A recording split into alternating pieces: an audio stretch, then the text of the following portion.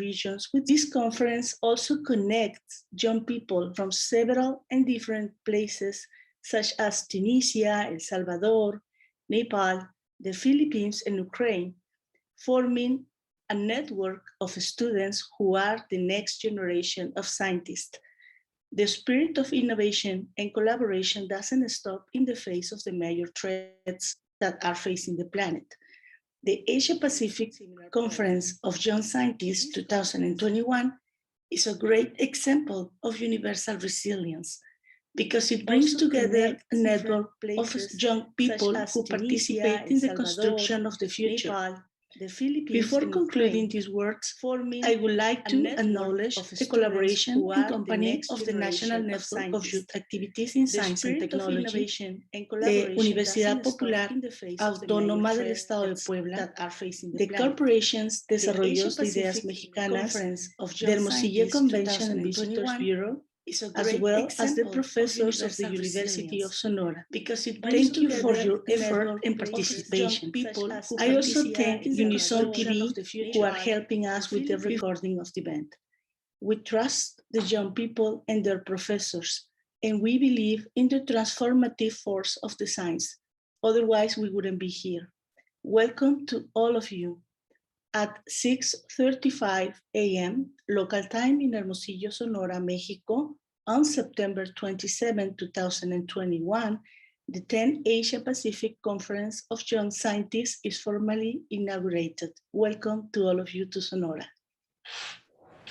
Thank you very much, Mrs. Mesa, and thank you for receiving us in this great university.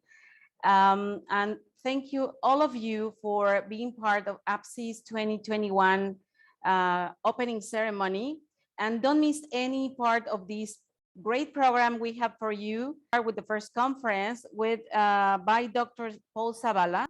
Remember that in every conference we're presenting, you will be able to ask questions to the speakers, and don't miss through the corresponding social media. Great program we have. Thank you very much, and see you in some minutes.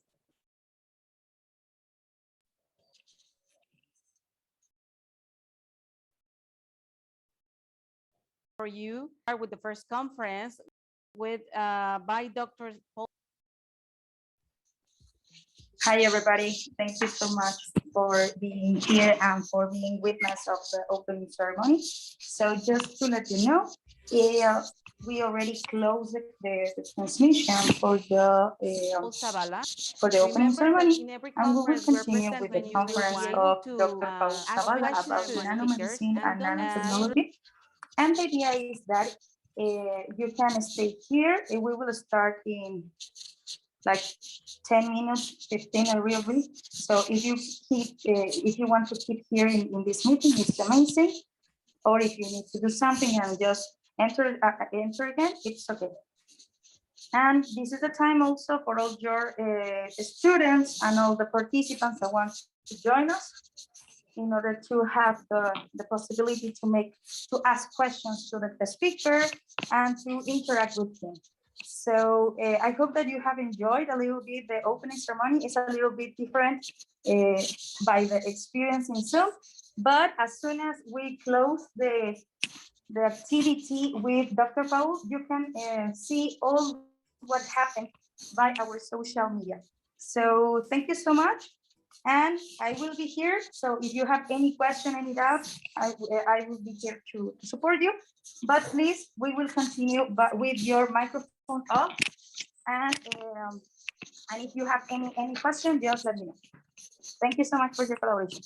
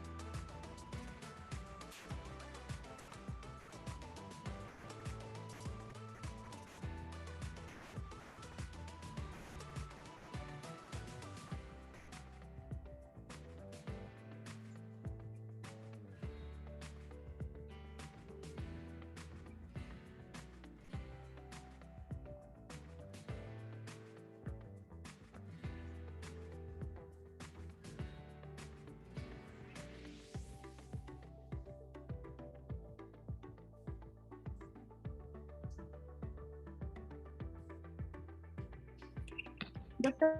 Paul. Welcome, good morning. Just to give you a little instructions about your participation. Due to you are in online mode, it's possible that you can share your material by yourself. It is not needed that we share it. So if you could help us, like sharing your presentation in this moment, just like to check that we can see it. Okay, I will try. Thank you so much.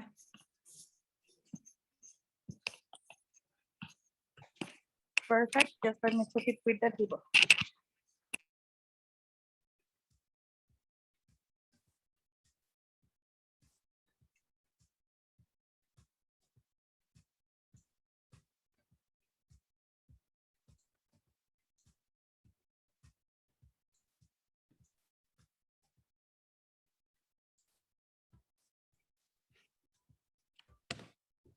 Perfect, Dr. Paul. Everything is good.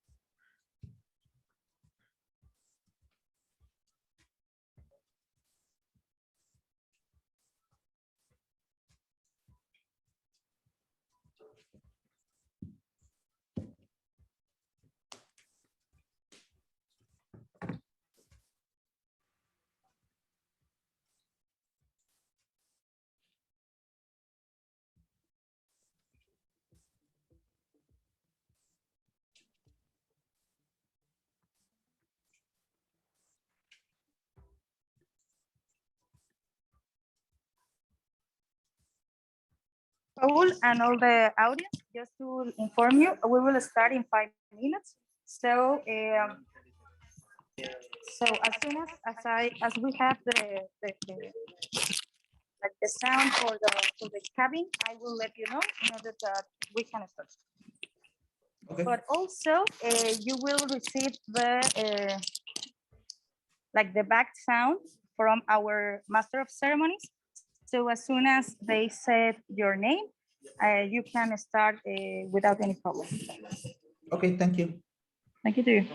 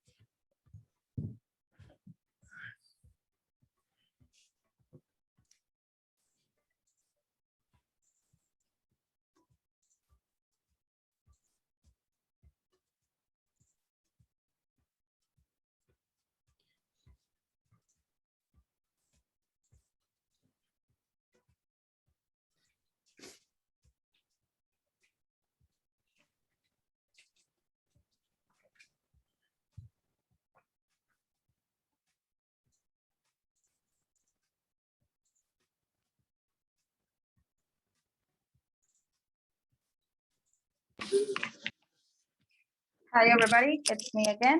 So we are so close to start. So it's just like about 1 minute. And just please remember to keep your microphone off until you receive the instruction to open it.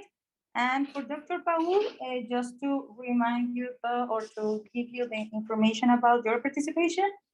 First, our Master of Conference will give a welcome words. After that, we'll give a short introduction of yourself. Just give me a second, please.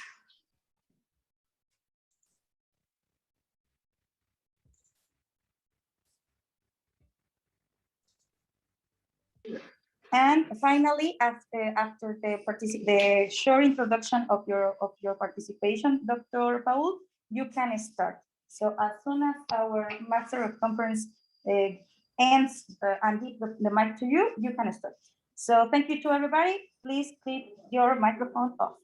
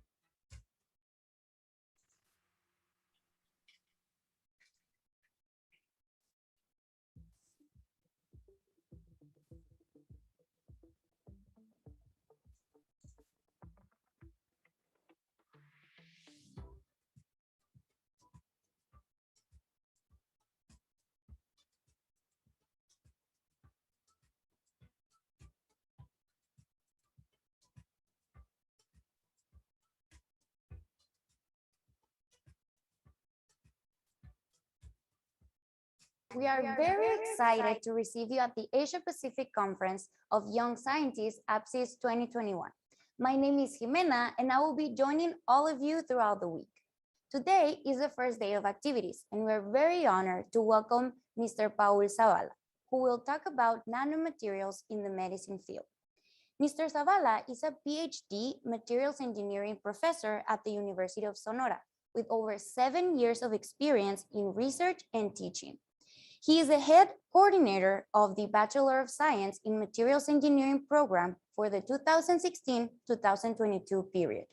His studies include a PhD in biophysics from the University of Cambridge and a degree in chemical engineering from the University of Sonora. He is currently interested in the development of projects based on bio-nano engineering. To all the audience, at the end of the conference, you can join us in the question and answer section through our social media accounts.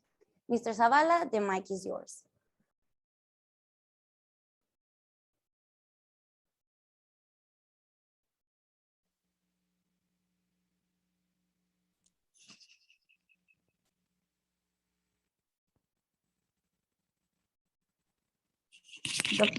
There. Can you hear me now? Yeah, that's it. Yeah, it's it.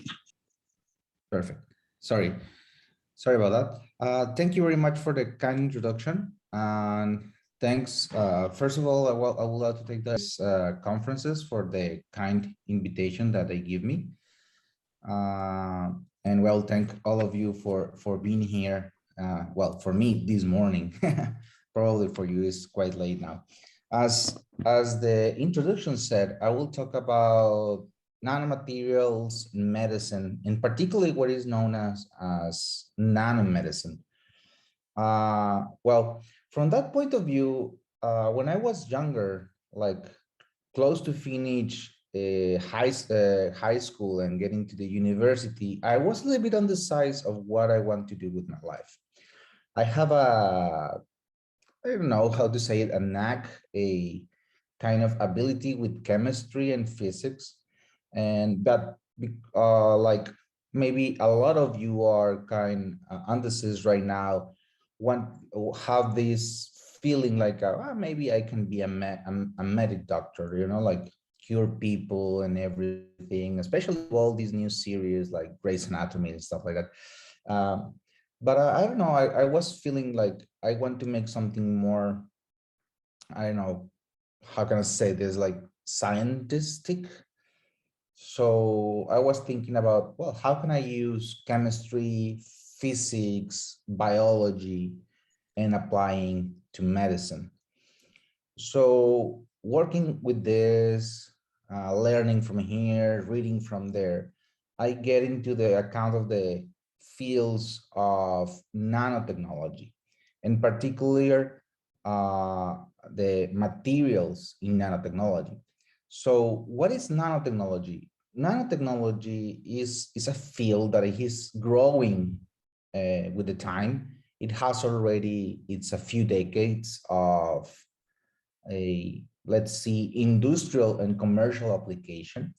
Nanotechnology refers to the design and application of materials, different type of materials, devices like, well, computers, for example, cell phones and everything, in which that scale that it works are around 1 in 100 nanometers. And this is a number that we shouldn't take it easily. It's a very, very small system. So I will try to explain what is a nanometer. A nanometer, if we would talk about like a scientific point of view, we can describe like 1 to the minus 10 to the minus 9 meters. But maybe that doesn't tell you too much. But a nanometer is a scale of measure, especially a scale of size. Like maybe we are more used to the kilo right now, like 1,000 in the case of the kilometer. And from the technology point of view, maybe we are used to the megabyte, gigabyte, and lately terabyte. Okay, but all these scales, kilo, mega, giga, and tera, are for bigger things. But what happened in the other side? We go to the smaller side, and that's where another type of scales can be used, like millimeter, micrometer, and nanometer.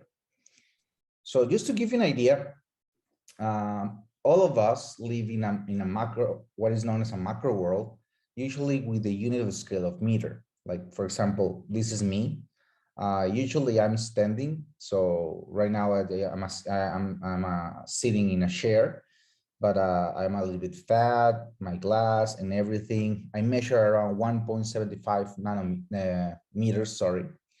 But if we take that meter size and we divide it 1,000 times, we get into the millimeter, okay? Things like certain tissues are in the millimeter size, like the thickness of our nails, the thickness of our hair, the thickness of our skin is in the millimeter size, okay? Let's divide that again 1,000 times more. Okay, let's get, like, we got a meter, we divided 1,000 times, and we are in the thickness of, I don't know, our hair, for example. So now our hair, let's divide it 1,000 times more. We got into the micrometer world. Okay, micrometer world, where you can find things like cells, bacteria, even some viruses, small things that from this point of view are not available to be seen by naked eye, not even with my glasses. You need something stronger, like the microscope. That's the name of the microscope, actually. That's where it comes from microscopes, from micro world. Okay, but bacteria, viruses, and other micro elements, they are not units of stuff. They are made of different stuff. Bacteria and cells have its own organs known as organelles.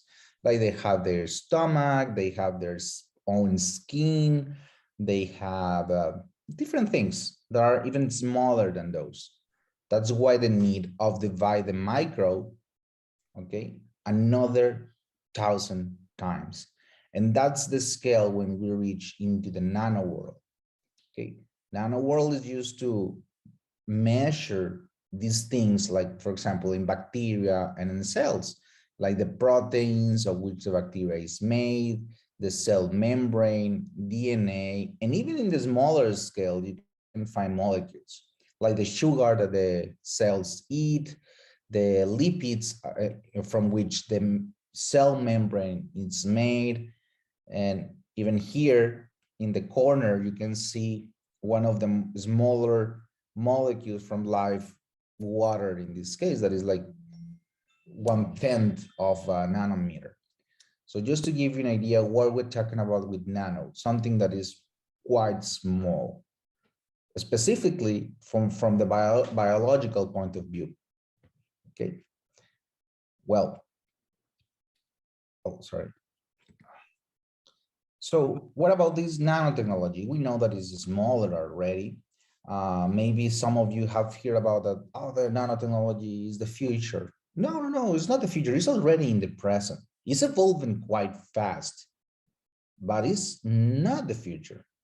Just to give you an idea, nanotechnology can be traced back from the beginning of the 2000s, especially in the electronic point of view. It's something that is very, very useful in electronics, in the fabrication of transistors, everything that it works from the microchips.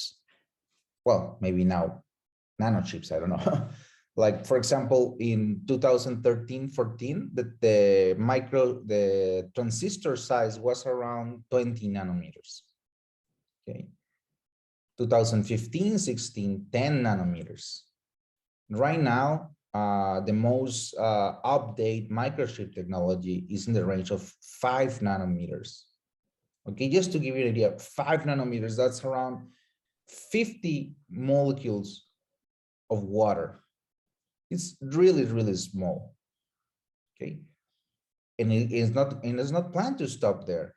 Intel, for example, is developed already is 20 Armstrong, but it's another unit, but it's technically 2 nanometer size transistor for the development of the transistors of 2025, I think. Okay, and a lot of application of this nanotechnology is used not only in electronics. Like, for example, you can find in some solar cell technology and mechanical developments, and specifically from this point of view, from the biology point of view, sensors and biosensors. Like, for example, a pregnancy test. If any of you have the good luck or maybe bad luck of the need of use a pregnancy test, you are using nanotechnology. Okay, like, for example, a standard pregnancy test use some nanoparticles, usually known as colloids, that have these molecules in the surface that interact with hormones in blood, especially that hormones that are produced when a person is pregnant. So when the urine or blood is interact with this pregnancy test, it starts to, let's say, like, aggregate itself into big clumps that are actually visible for the naked eye. Okay, usually nano-sized particles are not visible, but when they aggregate together, they get into the micro scale, for example, or milliscales, and you will be able to see it again. And then you get the excellent news that probably you are the father, or maybe not, hopefully not. Okay, so this is nanotechnology in the present. But what about its application in nanomedicine? Well, actually in medicine. So the application of this technology in medicine, it has been part of science fiction for decades. Okay, probably all of you are quite young, but in the late 70s, long time ago, there was this science fiction movie, I think was the Fantastic Voyage. I don't know the translation into English. That it was the story about the miniaturization of a submarine that it was injected inside of a person. Imagine a micro submarine swimming through the cells, killing viruses, bacteria, cancer, and things like that. I think that was one of the beginning of the dreaming of using technology to medicine.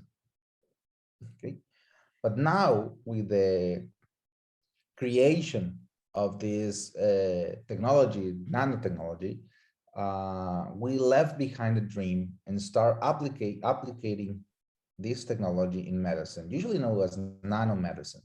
So in nanomedicine, you utilize nanotechnology, different type of devices, most of those materials, biomaterials, to improve different things. First, understand the body, trying to understand how the body works, how a disease works. Okay, make it easy to diagnose. Try to find out when someone has been infected with a virus, has a disease like cancer, has, I don't know, a genetic disease, for example. And finally, try to give a treatment for that pathology. Okay, try to kill the cancer, try to kill the virus, try to change any molecule that is interfering with the healthy life of a being. That's mostly what is nanomedicine try to do. Okay. For that, as I told you, you use materials. Okay. Everything is made of materials. You know, the cup that I drink in coffee, made of ceramics, the plastic pen that I use to move the cursor in my computer, I don't know, the wires that move electricity. And from the medical point of view, everything is made of materials as well. The sutures when you cut yourself that they use to close the wounds, okay, the prosthetics that needs for someone that doesn't have an arm or doesn't have a leg, or even ceramic material, like for example, when you get a cavity in your mouth, in your teeth, okay, when they fix it, they use materials. But not all of the materials can be used in medicine. Why? Because as maybe you are thinking right now, getting yourself your own answers, some materials, well, doesn't work well with the body. They can be like toxic, for example. They can become poison inside of a body. So certain materials with certain ability to work well with the body are the only type that can be used. And usually those materials are known as biomaterials. Okay. That's gonna give you an idea here. What is a biomaterial? Any substance that is not a pharmaceutical of different stuff, completely other field. We can be natural, like cotton, for example, silk, cotton and silk are biomaterials from natural origin, can be synthetic, most plastics, like for example, for the contact lens, from the syringes and everything, that can be used for a specific period of time that can be a couple of days, for example, when you cut your finger, a couple of months, like for example, when you're using contact lenses and you need to change it every now and then, maybe a couple of years when you have a prosthetic inside of your hip, for example, or decades actually. That can be a complete or partial substitute of a biological system for a teeth, a substitute for your skin, and so on. We can treat, augment, replace tissues, organs, or function with biocompatible behavior. And here the biocompatible behavior, we can englobe most like that is not going to kill you. Okay, like for example, if you try to use a iron wire inside of, I don't know, to close a, I don't know, a deep cut, for example, most probably that iron will oxidize. And the rust that is left behind, it could be toxic.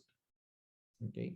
Or if you use something like unimaginable, but like, I don't know, let's say something like lead, you know, materials made of lead that is a heavy metal. Well, of course, it's probably is going to induce a toxic behavior inside of you. Okay, and I put it here, biocompatibility, sorry, is the ability of some materials to develop appropriate response for a specific applications. Like coagulation response, sometimes you want the material that make your injuries stop bleeding faster. Like for example, sutures, band-aids, I don't know, some stuff like that. Sometimes you don't want that. Sometimes you want your material that doesn't coagulate at all. Like for example, when you made an artificial heart, okay, blood is moving in your artificial heart or artificial artery. You want that coagulation response off. You don't want the blood start to coagulate inside of you. It's really, really dangerous. Or for example, may bacteria or cell colonization start or stop. There are different type of effects that can be induced or stopped by controlling the biomaterials, the biocompatibility of materials. And as well as nanotechnology, biomaterials is not something that we can say that is new. Biomaterial has its own history as well. Like, for example, they had been found that in Africa, some tribes use a special type of ants, biting ants, that they bite it. It's quite strong, and they used to use it to close cuts in the skin. Like you cut your skin, they put the head of the ant biting the area, and they cut the body, just leaving the head biting that site. Okay, making one of the first biodegradable sutures, because the head of the ant will degrade with time and it will fall off usually when the skin is already completely cured.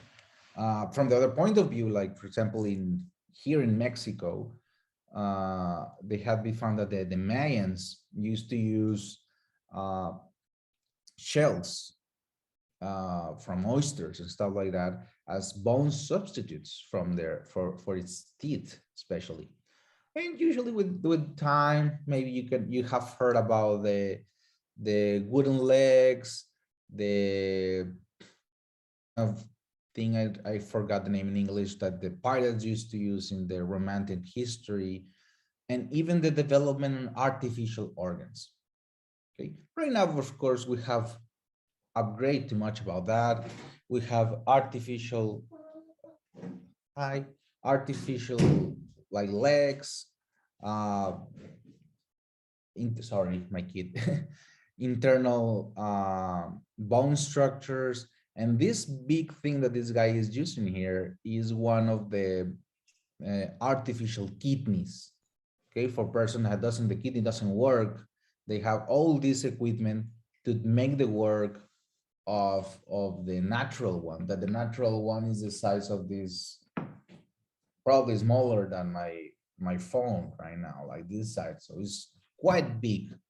So that gives us the need that the technology improves even further. Improves even further to develop this kind of answers to the necessities of health. Like, for example, we have tissue engineering developing right now to make like this artificial nose. We have nanotechnology that is trying to copycat all the behaviors in a kidney to make nanomembranes, filtration device, to purify blood and make, well, artificial kidneys, mechanical kidneys, if you want to say somehow, to, well, replace the natural one. So how can we use these nanomaterials for other things like disease specifically?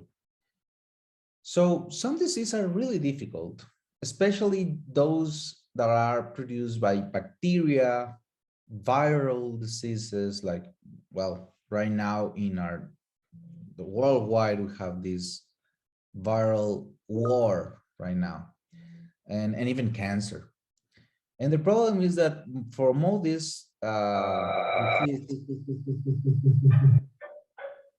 yes, it's a problem. Okay, sorry. There is not a universal treatment. It's not like a antibiotic. It works for every time. Like, for example, bacteria evolve constantly. So most of the new type of bacteria has what is known as antibiotic resistance. So they don't die with antibiotics. There is a huge race to find the next molecule to kill bacteria. We could have a very bad response to bacteria. Another type of things like cancer, maybe you can fight it with chemotherapy, radiotherapy, surgery, and so on. But there are many types of cancers. And finally, viruses. Viruses, as the same as bacteria, are evolving constantly, are different type of viruses like DNA viruses, RNA viruses, and so on. So make all of these type of diseases really difficult to treat, especially with chemistry, like antibiotics, chemotherapy, pharmaceuticals. So the first thing is know your enemy, okay? Like bacteria and viruses and cancers, because are kind of biological organisms. Like, for example, we can find that all of those have something in particular. They are made of biological substance that we can understand through chemistry. They have genetic material like DNA and RNA that we can understand by biological fields. And all of them interact at least with our bodies to the immune system. How are out that our body is our body and no one else? Okay. So that's how the chemistry part of you get into it. Try to develop molecular bioactives and chemotherapy. Okay, and one of this is trying to deceive a cell. Try to give a cell information to attack these other infections. Okay, try to teach them. And one of these area that is really, really strong is genetic engineering, trying to modify its DNA, even the bacteria DNA, the virus, or teach our own cells through DNA, because DNA or RNA are the information of the body. It's like the libraries of the body. It teaches the cell how to make anything, how to make a leg, how to make a cell, how to make a molecule. So one way to do it is to use the Trojan horse theory. Maybe you know the legend. You put a lot of soldiers inside of a wooden horse and try to get into the city. The same happened here.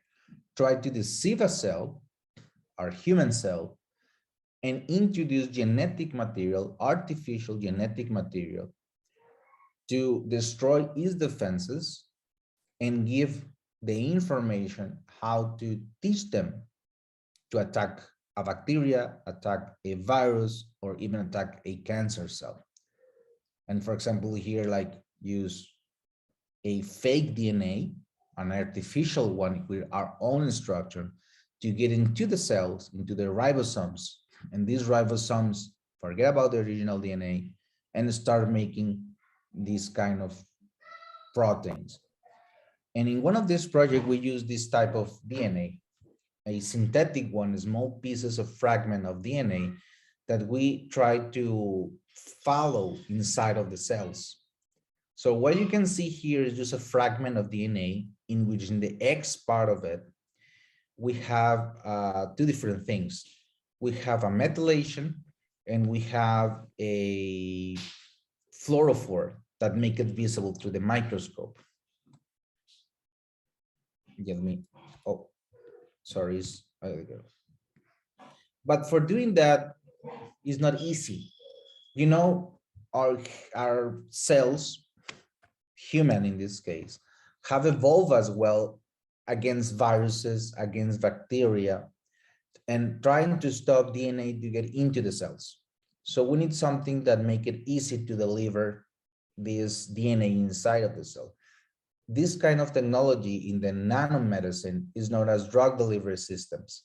And when we use nanomaterials with our bioactive ingredients, chemotherapy, phototherapies, genetic therapies to encapsulate our molecule, our DNA, our chemotherapy, and antibiotic, whatever is needed, through different type of materials, metallic, metal oxides, polymers, even mixes of those like polymers with metal oxide, what is known as composites, to get into the cell. And usually one idea behind this is what I told you about, use the micro submarines. Of course, micro submarines has its own engines and little people drive it. Well, that is impossible. But we can do it through what is known as nanocapsules. A nanocapsule is the best simulation in real life of a micro submarine. We use different type of materials like the polymers and the metals that I told you earlier, and we make a little bags with the bioactive ingredient sites. Okay, and this help us, like for example, first, like some drugs like chemotherapies are quite dangerous just to get in through the vein because chemotherapies are toxic by itself.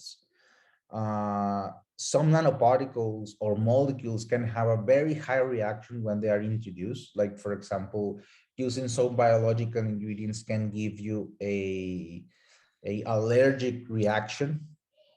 Okay, so some kind of protection, some kind of a stealth mode are needed for these biomolecules, like the Trojan horse that I told you. So we make these nanocapsules with polymers that are quite, let's say, edible for the cells. Cells like to eat that materials. And it's really easy. We start with the polymers, special design polymers, like for example, we add the genetic material or we add the bioactive ingredient like a pharmaceutical. We use a little chemistry steps over there and finally get our solution. This is a very concentrated solution. But if we look in the microscope, for example, you can see the idea behind. This is some scanning electron microscope for photographs for our nanomaterial. They're really, really small. We are talking about the scale of 200, 300 nanometers. And maybe you can see some of the little, I don't know if it's visible here, but little dark points inside with the nanoparticles that we try to encapsulate to get inside the cells, some genetic material even so. Having this, we try to do it with DNA or RNA, okay? Usually in real life, most vaccines use this kind of technology. They require what is known as a vector, the wooden horse in the Trojan history here. And the most normal kind of are the natural vectors, usually virus, adenovirus that are specially created with the DNA, the RNA, or even the molecule that is going to use inside. Like most of the COVID vaccines now are based in natural vectors. The problem with natural vectors, it can give you very side reactions, secondary effect, because people are allergic to those. So synthetic as well has been used recently. There's something of the new nanotechnology, nanomedicine application right now, like the vaccines as Pfizer, Moderna, and those use synthetic nanomaterials made of polymer to encapsulate its molecule, especially the RNA molecule. And the idea behind this is use special polymer, usually polymers that react with the pH of the inside the cell. Okay, you can see here a little picture of it, in which inside of it is the RNA or the DNA. So when you introduce it into the blood, the cell, because of the envelope is quite edible for the cell, has sugars and stuff like that, will eat it. Inside of it, when the pH is dropped by the stomach of the cell, it will release everything inside of it. The DNA, the chemotherapy, the antibiotic, whatever is needed, the instructions to fight Oh, it's not moving. Okay. And this is some results that we got from our lab. We tried to make this artificial a Trojan horse with DNA, with the one with the fluorophore. And you can see some picture of some cancer cells with the empty polymer with non-DNA, with no reaction at all, no showing fluorescence at all. And these pictures over here are with the DNA that has the fluorescence molecule. So the one we use just DNA, free DNA, most anything can be seen. And with the one with the Trojan horse, if you want to say it, it completely getting to stain with the green color because the DNA is inside the cell now. So we proved that we can get DNA inside of the cell, something that was really amazing in our lab at least, because now we can put everything inside of the cell. And in this case, we use this false DNA effect in which we teach the cell how to absorb better a chemotherapy. So you can see the cell, a normal cell without treatment, in which the concentration of a specific chemotherapy start killing the cell with time. Usually it never reached 50%, even a very high concentration of the pharmaceutical, but our system, okay, we reach 50% quite fast. A little bit, some of the experiments around 600, I don't have the data here, it reached the death of the cell, the 50% of the cells dead. And as I told you, these are used now, are in use right now. The technology, we have vaccines as Moderna and Pfizer use this kind of technology. They use this Trojan horse made of different type of polymers, PEG, cholesterol, different type of sugar that make it more edible for cells in our body. And inside of it, they have this RNA, the instructions to make a spike. A spike, what is known is the corona of the virus, actually. So using this RNA sequence, they teach our own cells to produce these spikes. And the excess of spikes, not viruses, spikes can trigger the immune system to produce antibodies to be prepared for the actual future attack of the virus. So this is how it actually works. It's just nanotechnology applying in medicine, what is known as, well, nanomedicine. Through this, I want to show you how the technology is evolving, especially nanotechnology applied in medicine. The advantage of use this technology, as I showed you, nanomedicine opens a big door of techniques and approaches to try different diseases like viruses, with the corona, our days, bacteria for the future when the antibiotics stop working, and even cancer, okay? Improving the already existing medicine, pharmaceutical medicine, for example, and try to diminish or stop completely different side effects, like allergic reaction, toxicity of the chemotherapy, just trying to focus in attack the individual cells or teach an individual cells how to get rid of those pathologies. The future, it looks quite bright for this kind of technology. It's quite a complete area. It's a multidisciplinary research area and needs a lot of people, a lot of young people like you to understand the effect of these nanoparticles in the human body, to understand and recognize and create different strategies to fight all these pathologies, bacteria, virus, cancer. And I don't put it here, but even maybe found another nanomedical approaches for other disease, okay? Like autoimmune disease, like lupus, or genetic disease, like when your body doesn't know how to make a protein, like diabetes, for example, like thyroid infection, disease, for example, when your body forget how to make a specific molecule. teach them through genetics, try to get that information inside the body using these micro submarines, well, actually nano submarines. Okay, all of those with nanotechnology. Okay, so this is a world of opportunities. There is a lot of research to be needed.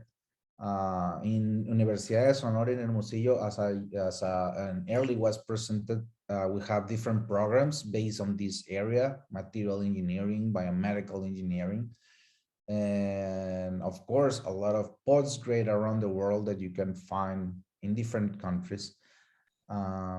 But anyway, if you need any more of information, please feel free to send me an email. This is my email, paul.zavala@unison.mx. I will be very happy to get deep into any area that you are interested in and probably tell you a little bit of my experience, and maybe, I don't know, in the future work together. Thank you very much. As we say in Spanish, muchas gracias. Thank you so much, Mr. Zavala, for such a great conference. Now we are going to start with the question and answer section for our viewers. Remember that we are going to be reading the questions you wrote in the chat of APCYS social media. For APCYS participants, please raise your hand on the screen and we will give you the floor to ask your questions. So let's see if there are questions in the chats. All right, so we have the first question for Mr. Zavala. Edgar Lopez says, hi, Dr. Paul. Do you know of a web tool where I can see more nanoscale objects? A web tool to see nanoscale objects. Well, there are a lot of different characterization equipment to see nanoscale objects. Sadly, like a cheaper one is not easy to find. Usually all the nanoscale technology cannot be seen with the naked eye. It cannot even be seen with light. You need to use a special equipment like electron microscopes. Okay, usually a scanning electron microscope, transmission electron microscope, or what is known as microscope like AFM, the most common equipment used right now to see nanoscale objects. Sadly, they're quite expensive to buy, but some universities have those. Like, for example, here in Hermosillo, in Mexico, in Universidad Sonora, we have this kind of equipments. I'm pretty sure that probably a university in your country, or if you need any help with anything, maybe we can help you here. You can have access to this kind of equipment. I don't know if I answered your question. Well, thank you so much. I'm pretty sure it's going to be a very useful information for everyone interested in this topic. We have a second question for you, Dr. Paul. Liz from Mexico asks, are there any biomaterials being developed in Mexico? From the industrial point of view, there have been a lot of interaction with some of the companies, pharmaceutical companies in Mexico, to develop biomaterials based most on biological, how can I say this, from natural resource material, mostly for cosmetics, like gels for the skin, cream for different type of skin treatments, yes, but mostly that's it for cosmetic. For biomedicine, specifically for cancer, virus, bacteria, and so of the technology that we saw in this presentation, they have been developed in universities, but not yet at industrial level. Like, for example, as I tried to explain early, in our lab, we developed this kind of polymers, biodegradable polymers, that change with the pH. Okay? You can make it dissolve depending of the pH of the environment. But all of these at least need a lot of tests still to be used or at least try to be sell to the industrial level. We need to be 100% sure, just by the bioethical point of view, that we don't want to sell anything that can be dangerous. And we need to be sure making a lot of tests, toxicity tests and things. So it's not really, it's something apart from this, but it's not really easy to move from the what is now lab bench into the industry. Okay, you need to be pretty sure that what you are doing is perfectly safe for human use. So yes, just to conclude, yes, there is a lot of this technology being developed in universities and research institute in Mexico, but most of this still has not reached its application in biomedicine, in nanomedicine. The only ones that have been used like this is for the development of cosmetics. Most of this is cosmetics, creams and gels and everything for skin care, in which the material is not going to get into the body. It can be outside of the body, but not into the body. So hopefully this will answer your question. Well, thank you so much for such an interesting answer. We now have a question from the audience. Diana, could you please turn your mic on?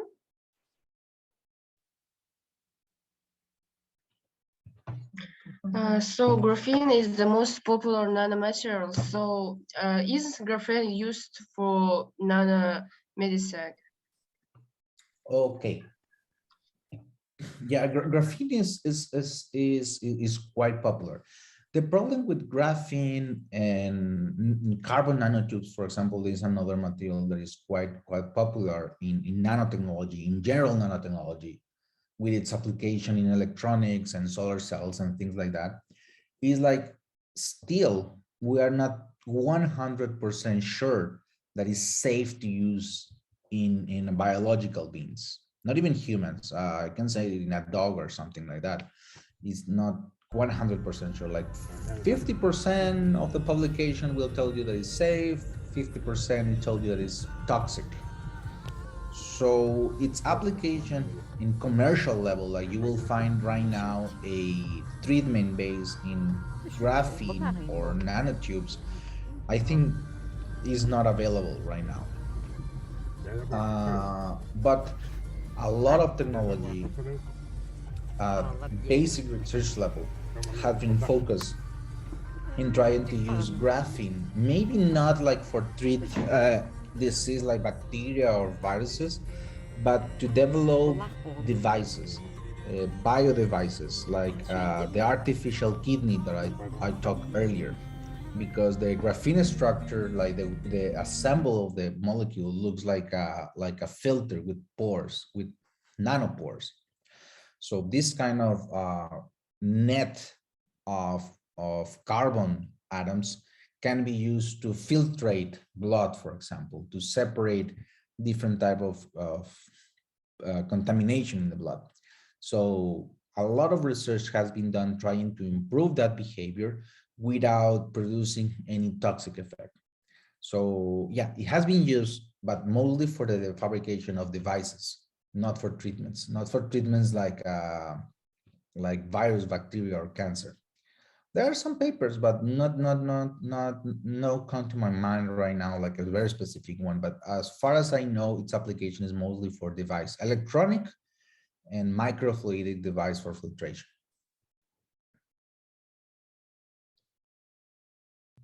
Thanks for your answer. Thank you so much, Dr. Paul. Now we are going back to the chat from social media.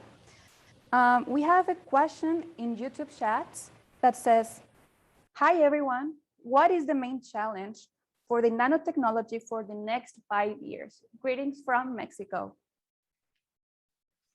Wow, big question. For the next 5 years, 5 years is a very short period of time. But I will say that the next 5 years, it will still be, at least in the field of nanomedicine, a way to start making a strategy for bacterial disease. Right now, we have been studying to get worried, sadly, just starting to get worried, because bacteria has been developing antibiotic resistance. So that means that in the near future, a normal cut that you get, I don't know, playing football in the field could give you to something deadly, an infection that cannot be stopped. Maybe other people would tell you viruses. Yeah, virus is a big risk right now. But in the near future, I think the development of nanotechnology treatment for bacterial disease should be a must. I don't know if I answered your question.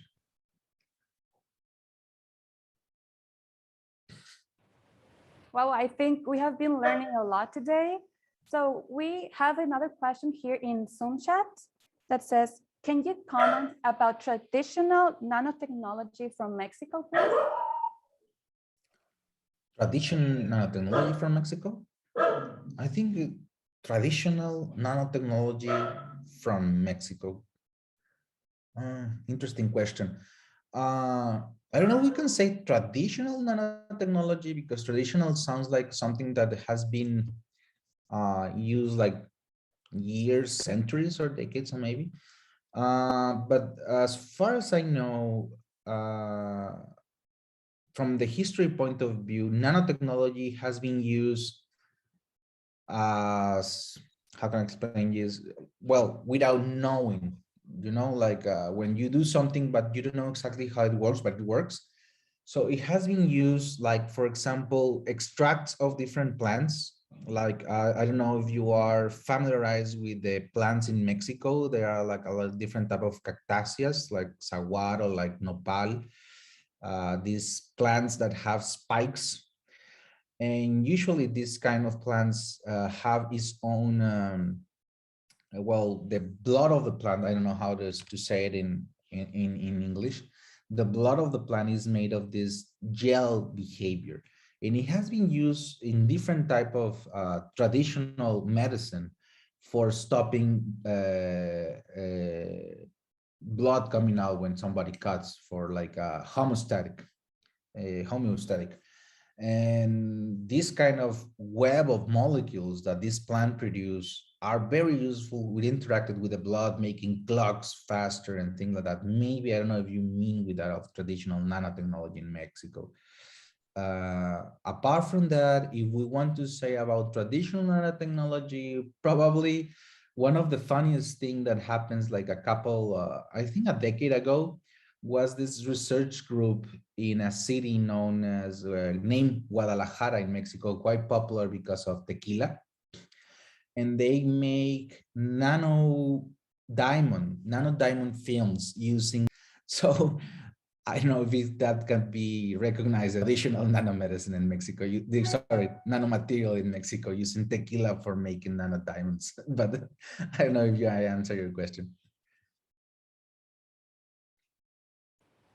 Yeah, thank you so much for such a wonderful presentation. We have been getting a lot of good comments about your conference, and as well as many greetings from Mexico. We have Eugenio Urrutia, congratulations from Mexico. Armando Ayala, excellent talk. And we have another question. How have universities or research institutes in Mexico conducted nanotechnology research during the pandemic? Wow, well, that has been a very, very hard job for everyone.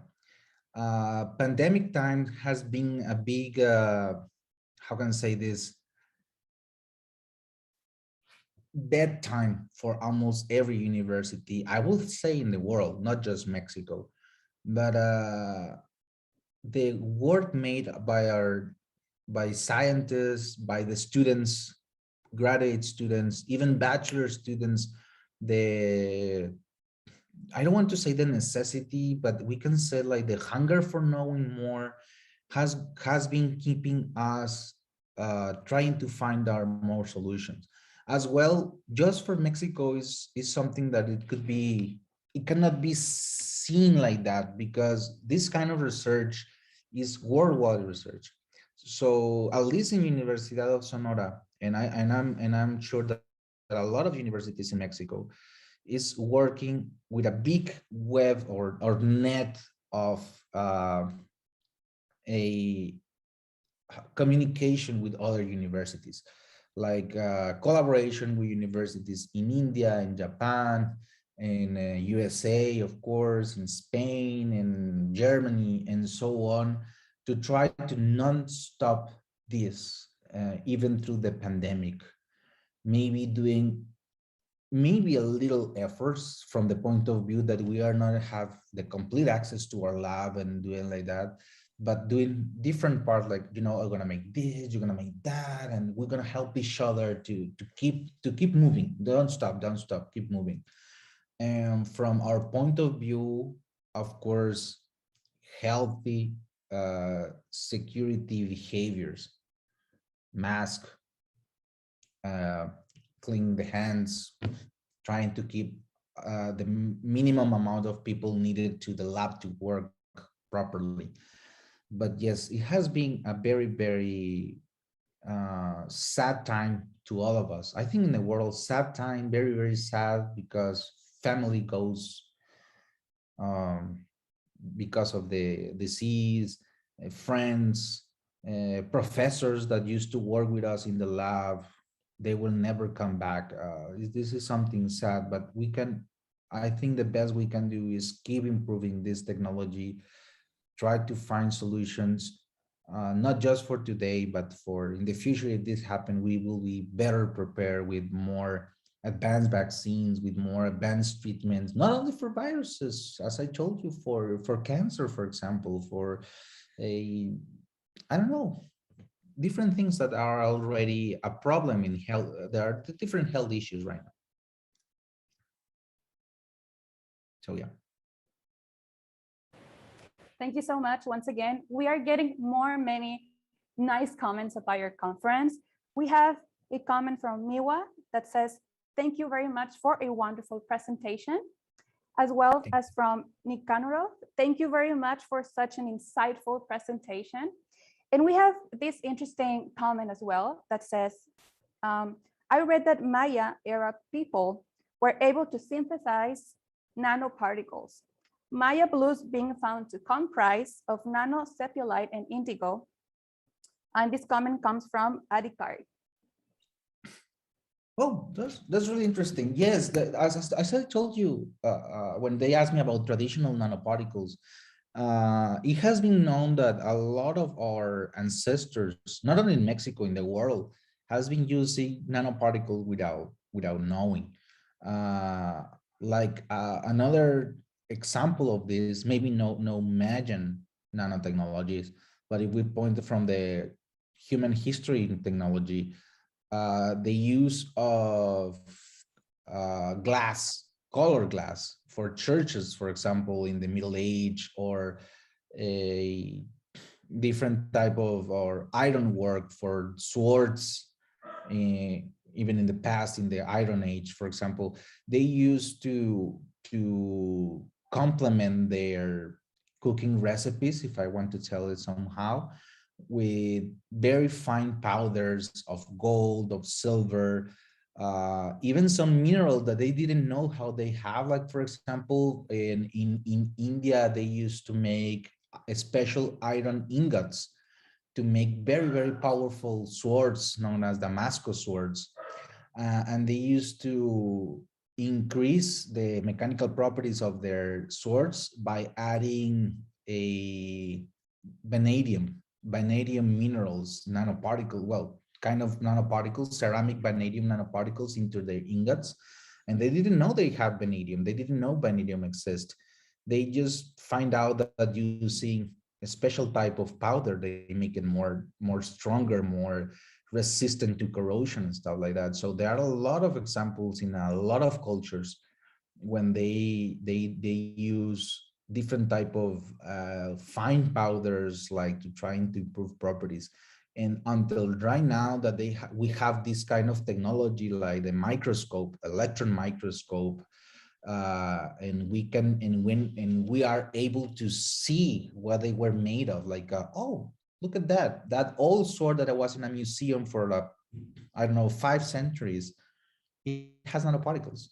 It's something quite interesting to find out that even with nanoparticles is something that we are starting to understand in our days.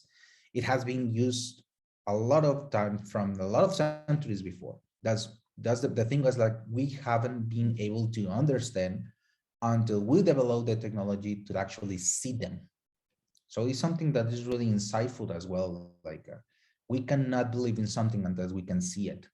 That's important as well of the technology as microscopes and things to see actually what we are trying to understand. So thank you very much. I didn't know that information. Thank you so much for all your answers.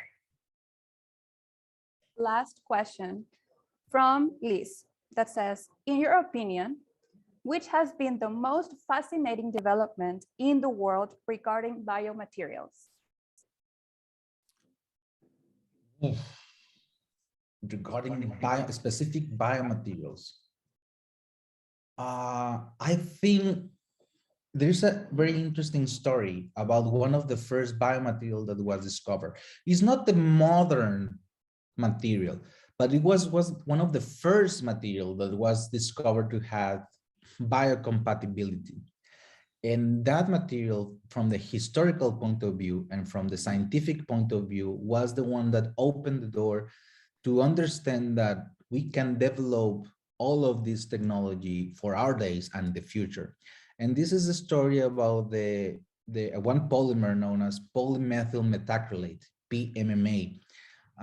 Usually is a material that the plastic lenses like mine are made of, and another materials of transparent polymer usually are made of this PMMA, polymethyl methacrylate. And from the historical point of view, was discovered this kind of bio behavior during, I think it was World War II, when the bomb, these airplanes, like attack airplanes from the US Army, are they were the kind of airplanes that in the belly of the plane, they used to have a capsule with a machine gun there, so for attacking or something. And the the window of this capsule needs to be made of plastic, because glass is really heavy for this kind of airplanes, specifically when you want to have a missile or a plastic or a glass bell. Well, I think it's more easy to have a plastic bell and more missiles. And the thing is, because it was in the belly of the plane, this kind of plastic, most of the fire, the shooting fire from the ground hit that part of the airplane. And when the bullets hit that part, very small pieces of the plastic used to get into the eye of the soldiers. Something that was really common in that time because of all the war and the fighting and the bullets and everything. The interesting part, it was found that the little pieces of plastic inside of the eye of the soldiers didn't produce anything, didn't produce infection, didn't produce inflammation, didn't produce any type of damage in the eye of the soldiers, because of the windows were made of this polymer, polymethyl methacrylate. And when they finally understand that was the properties of the polymer, like the hydrophobic behavior, the molecular interaction, the way that they interact with the body, it gives a big opportunity to develop these materials. Like, for example, intraocular lens were developed first using PMMA. The first contact lenses, the one that you put there instead of the glasses, the first one, they were hard. They were not flexible like the new ones. They were of PMMA. And a lot of things were made of that. And then they made little change, like PMMA was changed chemically with what is PHMA, this polyhydroxyethyl methacrylate, just a little change. And that is the polymer that is used right now to make the flexible contact lenses, the one that is like gel and you put it in your eye for see better. Yes, that was a change from that, and evolving from that kind of technology, evolving from that kind of knowledge of the bio interaction. Most of the materials that we use right now, well, they own to this part of the history. With a sad moment like war, make that a capsule made of plastic that they use for a plane, pieces of that get inside of the eye of different soldiers, and they discover like, hey, nothing happened. We can put plastic inside of the people.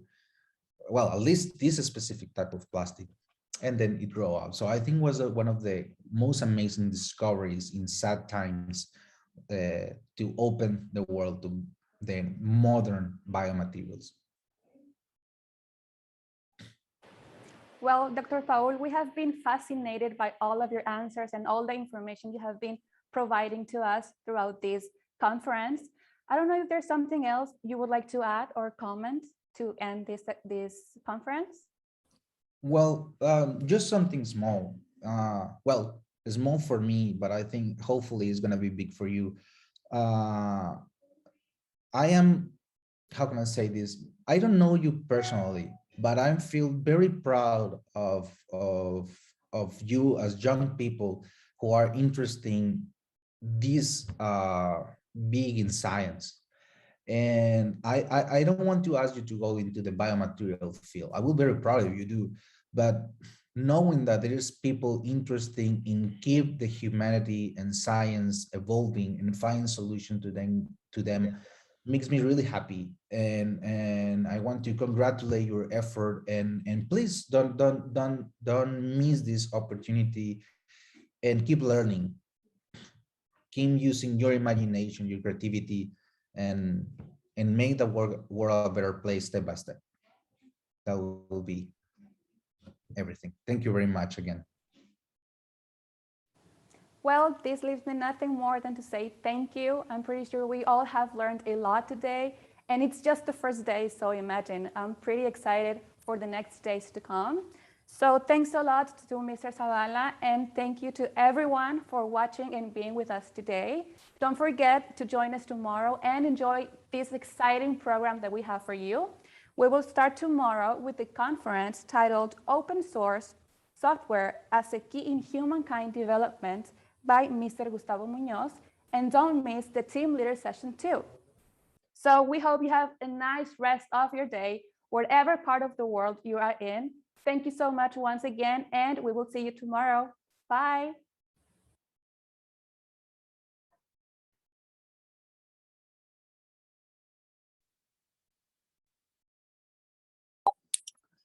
Well, thank you everybody for being in this conference. Thank you, Dr. Paul, because I think that all of us has been amazed with all the information that you have shared with us.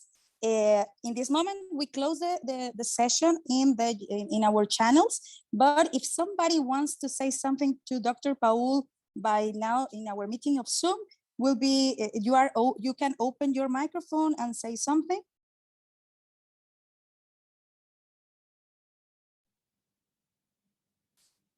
Well, I think that there is no one.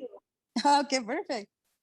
Thank you very much for a very nice presentation. Very insightful and very easy to understand. Thank you. So thank you, Monica. So yeah, also thank you so much from Nepal. Very nice presentation. Thank you. Amazing. Thank you so much. So just to confirm you, my dears, tomorrow we will have the second session. We will start with a conference for IT, and after that we will have the team leader session. So for all our participants and for all of you to know a little bit more, the first part of the conference, all of you are welcome to join to this link. Will be used the same link for all the activities during this week, and for tomorrow you can enter into this or join us to this link, and we will start with the conference. After the conference, I will require that, and I will ask to everybody to all our participants to go out of the link and the session, because the team leader session is just for the leaders that has confirmed their participation. But all the participants, supervisors, and other team leaders that don't want to join us in this debate session could join us in the social media and seeing all what is happening during the Zoom meeting, but not in the Zoom meeting. So if there is any question, just let me know.